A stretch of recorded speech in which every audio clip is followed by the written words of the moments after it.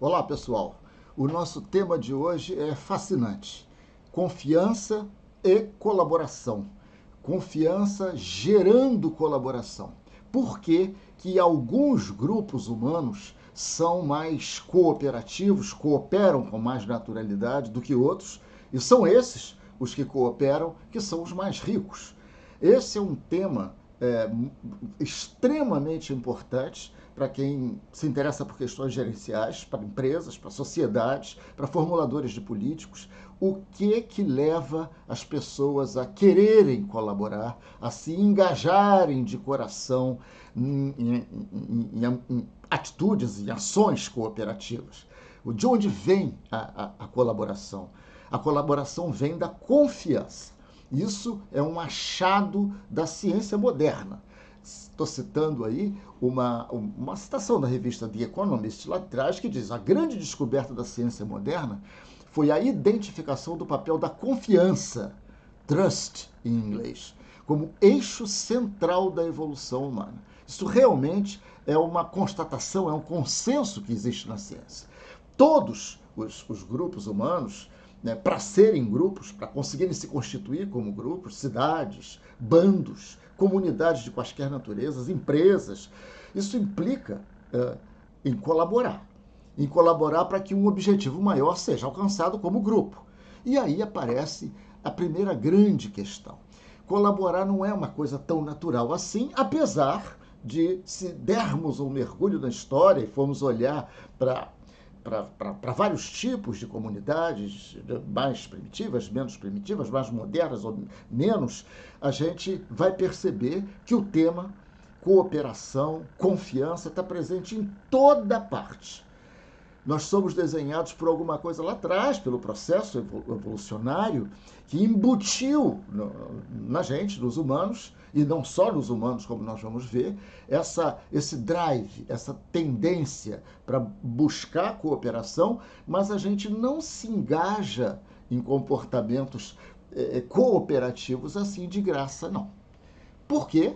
Porque existe sempre a tentação do indivíduo ou de subgrupos dentro de uma comunidade para se dar bem sozinho, para trapacear o grupo, para colocar o interesse individual acima do coletivo. Isso também é humano. Isso não depende de educação, por exemplo, de sofisticação, nada disso. Isso são características antropológicas, vamos dizer assim. Então, por exemplo, você vai almoçar com 4 amigos e combinam de antemão rachar a conta. Então, você espera os 3 primeiros pedirem seus pratos. Um pede lá um prato de R$ 60, outro de 50, 70, uma pizza lá, não sei o quê. E você, que é o último a pedir, vai e pede lagosta gratinada, que é um prato muitíssimo mais caro. Os amigos vão ficar muito chateados com você, porque eles estarão pagando para você se dar bem. Eles vão comer uma coisa... Enfim, não precisa explicar. Isso não é comportamento cooperativo. Você vai pegar o metrô, não tem ninguém olhando, você pula a catraca lá do metrô e aí para se dar bem. Acontece que a empresa do metrô, como qualquer empresa, sabe que uma parcela, um percentual dos usuários frauda. Então, no preço que ela embute para todos os que pagam, já está considerado aquela fração que vai fraudar. Isso significa que o seu comportamento está penalizando uma maioria. A mesma coisa, você está dirigindo lá o seu golzinho 1000, tranquilo, vai estacionar, na hora de estacionar, pumba, bate num BMW que estava parado lá. Ninguém viu, você amassa o BMW, você que é um cara decente, pensa assim, poxa, eu vou deixar um bilhete aqui para o dono desse BMW me procurar que eu vou pagar o prejuízo dele. Mas depois você começa a pensar, caramba, esse aí é um BMW, o dono deve ser rico, eu sou pobre, ninguém viu, eu vou cair fora.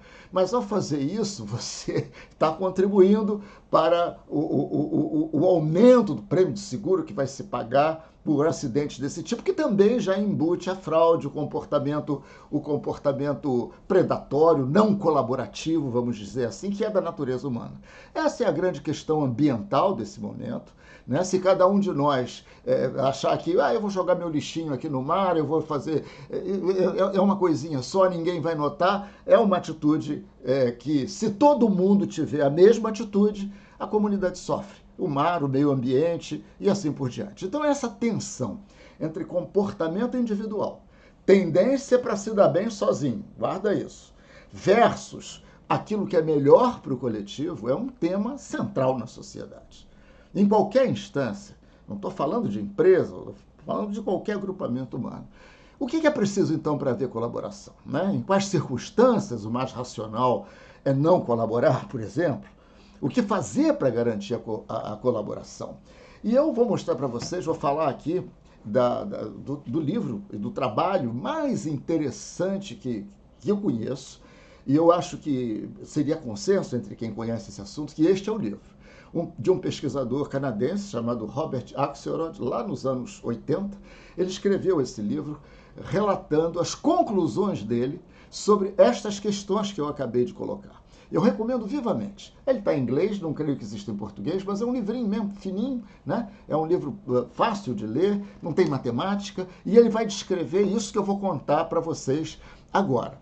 O que o Axelrod fez? Ele se apropriou de uma situação fictícia que nós conhecemos lá da teoria dos jogos, que é um ramo da matemática aplicada, e que trata do seguinte: dois ladrões cometem um roubo juntos.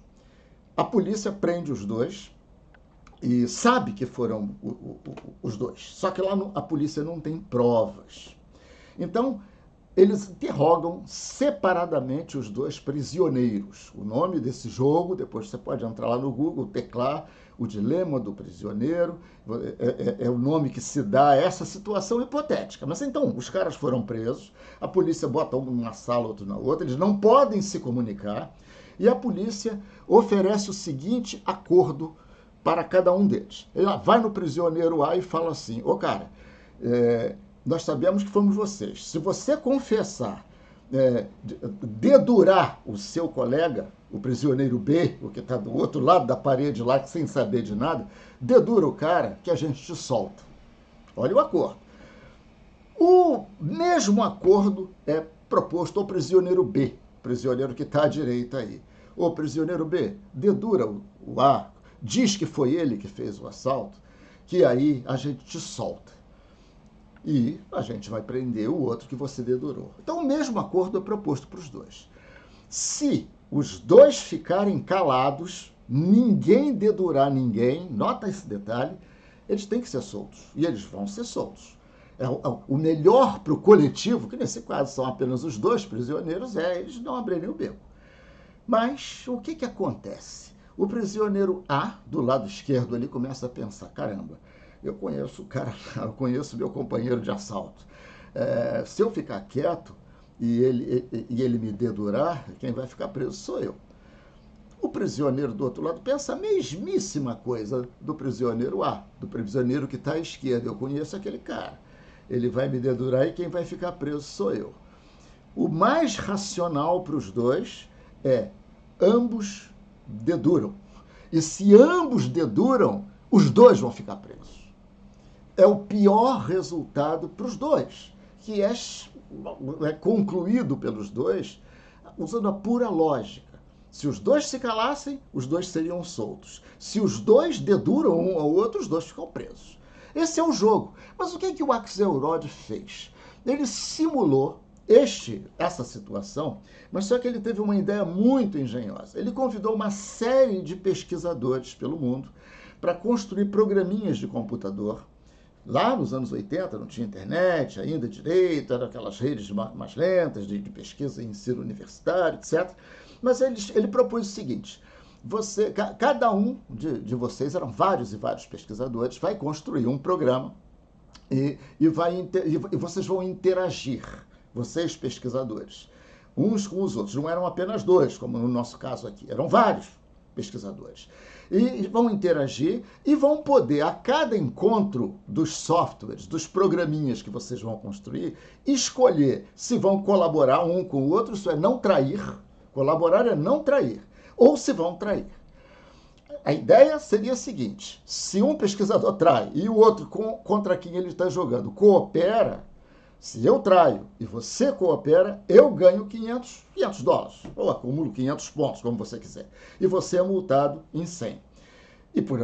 E assim por diante. Se eu coopero, ou seja, não te traio, e você me trai, você ganha 500 e eu sou multado em 100. Vai reparando como é totalmente equivalente à situação que eu descrevi dos dois prisioneiros na tela anterior. Então, se ambos cooperamos, repara só, nós dois, ninguém trai ninguém deixa de cooperar, os dois ganham 300 cada um, e se ambos traem, os dois são multados em $10, vamos dizer, perdem pontos. É a mesma coisa, exatamente a mesma coisa da tela anterior, só que quantificado através de pontos ou de dinheiro. O que importa é cooperar, os dois cooperarem, ou os dois pesquisadores, ou o grupo de pesquisadores, a cada jogo, se quem cooperar mais, se os dois cooperarem, é vantagem para os dois que estão jogando naquele momento. É o melhor resultado. Mas nota que é um apelo extra à ambição. A cada encontro dos dois pesquisadores que estão jogando, eram vários, então eles jogavam aos pares uns contra os outros, o ganho por trair é sempre maior do que o ganho por cooperar. O ganho físico, o ganho monetário. Né? A tentação para trapacear é sempre muito grande, como é na vida real. A gente tentar passar para trás. O que esse jogo, então, resumidamente mostra? O que o prisioneiro A ou o pesquisador A faz, o que o pesquisador prisioneiro B faz? Trair ou colaborar, quais são os ganhos nessa matriz? Quando os dois colaboram, ninguém trai ninguém. Os dois prisioneiros são libertados. Os pesquisadores ganham o máximo de pontos. É a melhor situação. Mas, se o A trai e o B colabora, o A é libertado e o B fica na prisão. Se o B trai e o A colabora, é o contrário. O B sai da prisão e o A fica preso. Se os dois traem, os dois ficam presos. É o pior resultado para a coletividade. Então pensa nisso. Pensa naqueles programinhas que os pesquisadores construíram, um para tentar acumular o máximo de pontos, segundo aquele critério que eu dei na tela anterior. Quem ganhou?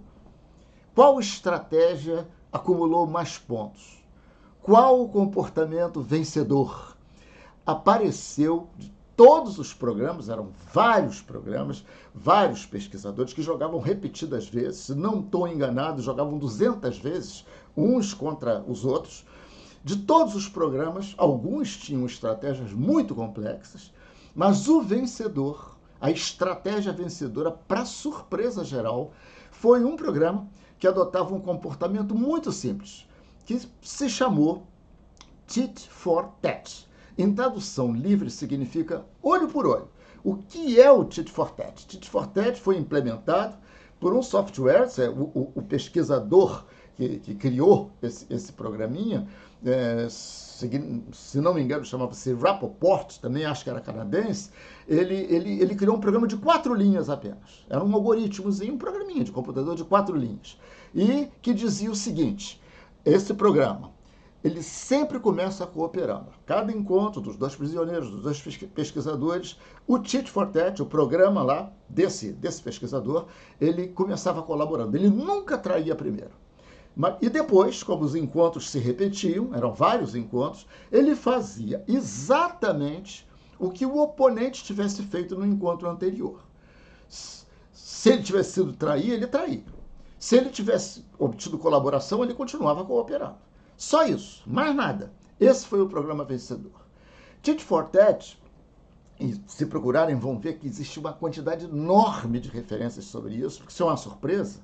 É uma estratégia que eles chamam de nice. Nice significa bacana, bom caráter. Nice porque ela nunca trai primeiro. Nos encontros dos agentes, prisioneiros, pesquisadores, da sociedade, no sistema de saúde, onde você quiser, nunca trai primeiro. Então ela é bacana. Ela é clara no sentido de que o outro sempre sabe o que você está fazendo. Ela é transparente. Não tem jogadinha. Você não trai primeiro. Então, isso é claro. Mas também é tough. Tough significa é dura. Significando, se for traído, Eu nunca traio primeiro, mas se você me trair, eu vou te trair também. E não tem conversa, é um algoritmo, é uma coisa, é regra automática. Me traiu, eu traio. Taf. Mas se você por acaso me trair, eu vou trair também, tá? Beleza? Mas se você parar de me trair, eu vou esquecer que você me traiu lá atrás. Eu sou forgiving.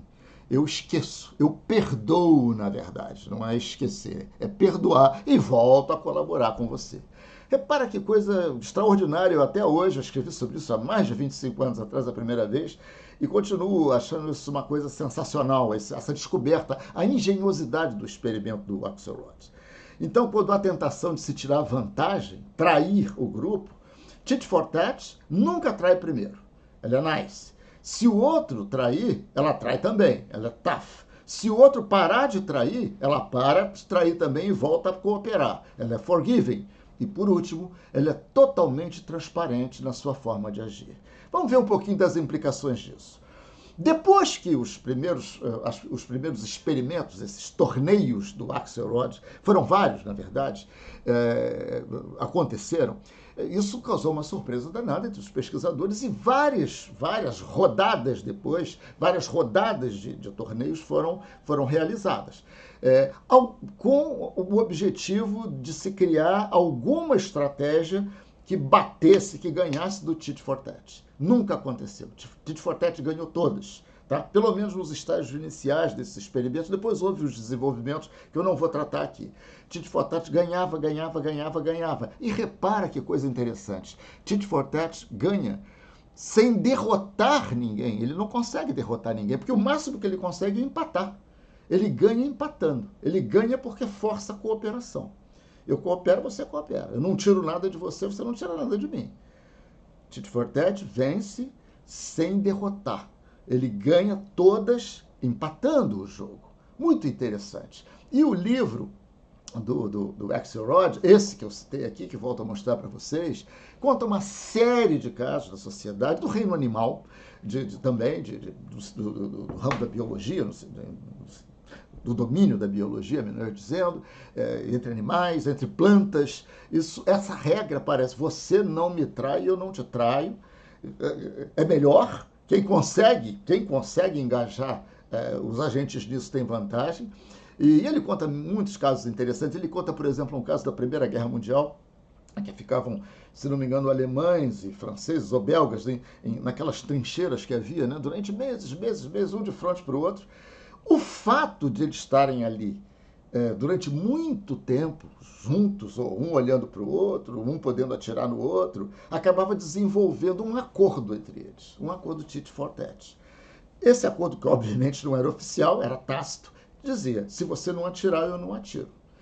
E isso aconteceu demais. Se você não jogar granada em mim, ou enfim, não me atacar, eu não ataco você. Há um episódio que ele relata nesse livro, que foi o caso um dia que um artilheiro alemão daqueles lá, um soldado da infantaria alemão, estava limpando uma arma e ela disparou sem querer. Na mesma hora, os alemães saíram da trincheira e foram até o outro lado dizer, por favor, não retaliem, não atirem em nós, isso foi um acidente. Foi aquele miserável artilheiro prussiano que é muito burro e não sabe limpar a arma. Então eles usaram todo o poder de convencimento deles para não permitir que o acordo tit for tat fosse rompido. Não é interessante? Nota que para isso acontecer, a sombra do futuro, como chamou o Axelrod, tem que ser longa. A sombra do futuro as relações têm que ter perspectiva de durar muito tempo. Senão o racional é trair, como aqueles dois prisioneiros fizeram lá no primeiro exemplo que eu dei. A sombra do futuro, um termo criado por ele. Por isso que a gente defende, por exemplo, abrindo um parênteses, plano de saúde, o que for nesse setor de saúde, as relações entre quem usa e quem fornece o serviço têm que ser longas, porque senão não há possibilidade de se gerar confiança. E elas não são longas hoje. A gente sabe que é um entra e sai danado, que é até bom para as operadoras, para alguns planos de saúde, e faz os preços desse sistema subirem cada vez mais, sem contrapartida nenhuma. Mas isso é só um parêntese. Essa descoberta de que colaborar é o melhor negócio, isso aí não é uma coisa religiosa, não vem de pregação, não vem de ideologia, é uma coisa pragmática. Quem descobriu isso? Os comerciantes descobriram isso desde sempre, né? É uma descoberta muito recente, né? A formalização disso, né? Ou a conscientização sobre isso. É muito recente, em 200 anos para cá, isso aí ficou claro. Antes, a maneira de se enriquecer era roubar, era invadir, tomar, ou então nascer rico. Né? E se você notar, sociedades, grupos humanos que são mais prósperos são sempre onde tem mais confiança, onde algum tipo de tit for tat é praticado. Olha para o norte da Itália, por exemplo, onde floresceu o comércio, floresceram as relações de confiança. Ela sempre foi muito mais rica do que o sul da Itália, que é a terra da máfia, a terra das relações predatórias, da violência, etc. Estou dando um exemplozinho apenas para ilustrar. Isso é matéria para se meditar muito, para se coletar muito caso, para ver se há exceções, e muitos pesquisadores têm feito isso. O que vale é que todas as sociedades soma zero, isso é, aquelas em que há a tendência grande de trair, de tirar do outro, ganhar tirando do outro, evitando que o outro ganhe, elas são corruptas. As atitudes morais das pessoas nessas sociedades também são distorcidas. Aquela atitude assim, eu vou pegar aqui, eu vou me dar bem aqui, porque se eu não fizer, alguém vai pegar, então deixa eu pegar primeiro. Cada um cuida de si. Isso é típico de sociedade não tit for tat. Né? Então, essa coisa de construir relações não zero é o primeiro passo, mas confiança, repara bem, usando agora a nossa ideia da complexidade que nós já vimos desde os primeiros livros que estudamos aqui, mas confiança não se constrói. Confiança é propriedade emergente. Ela surge da ação humana, mas não do design humano. Ela surge através das interações entre as pessoas que vão percebendo ao longo do tempo, olha a sombra do futuro aí, que vale a pena colaborar porque o parceiro, o outro agente, é confiável. Então não adianta legislar, não adianta pregar, não é não, sejam bons, sejam do bem, não traiam. Isso é tudo lorota. Isso não tem efeito prático. O que tem efeito prático é a experimentação no mundo real. Para terminar, vamos ver como a natureza, a biologia, criou mecanismos para que exatamente a mesma dinâmica fosse detetável também no seu domínio. A natureza pede sinais críveis. Deixa eu explicar o que eu quero dizer. Isso aí é um pavão macho. Pavões competem para copular com as pavoas, não é esse o termo, mas pelos pavões fêmea. Acontece que na economia da evolução, da biologia, o macho, em geral, tem sempre menos a perder do que a fêmea por fazer uma escolha errada. Então há uma tentação de trapacear. Falando em bom português, o macho, quando tem copula, ele gasta lá um certo número de espermatozoides e passa um tempinho ele já pode copular de novo. A fêmea não. A fêmea se copula com um macho que seja doente, por exemplo, e vá gerar crias doentes, ela vai ficar presa naquela situação por meses, né? No caso de uma fêmea humana, 9 meses. Ela não tem, é uma coisa assimétrica. Então, a gente percebe que no terreno da biologia foram desenvolvidas pela evolução técnicas de detecção da fraude. A fraude quer dizer, aquele macho quer copular comigo, mas eu não sei se ele é confiável.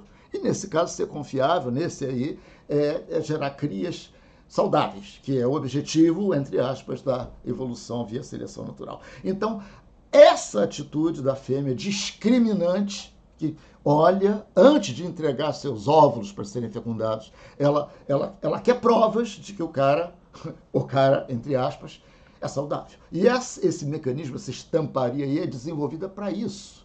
Pois quem quiser me pede, eu mando um vídeo mostrando como é bacana a gente ver as pavoas fêmeas selecionando machos através dessas exibições de confiabilidade. Isso acontece também entre humanos.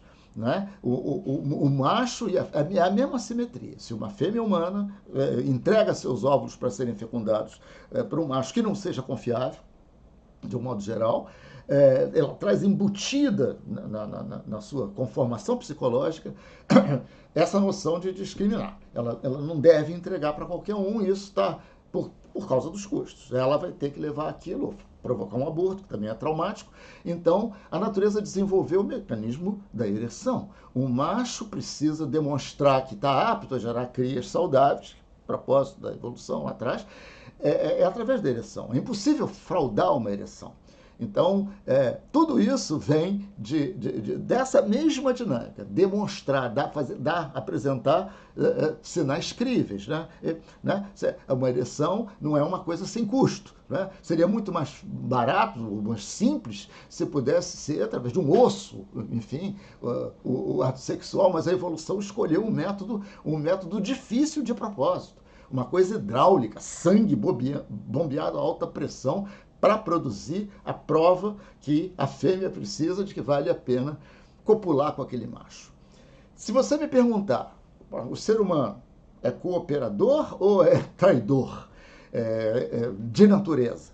A resposta melhor que eu conheço para isso é: nós somos cooperadores condicionais. Isso é, eu dou na proporção que receber. Isso é pervasivo na sociedade. Não é a minha posição, é a posição que é o que o ser humano talvez possa ser definido como sendo. Né? Eu não vou colaborar se for traído. Eu não colaboro.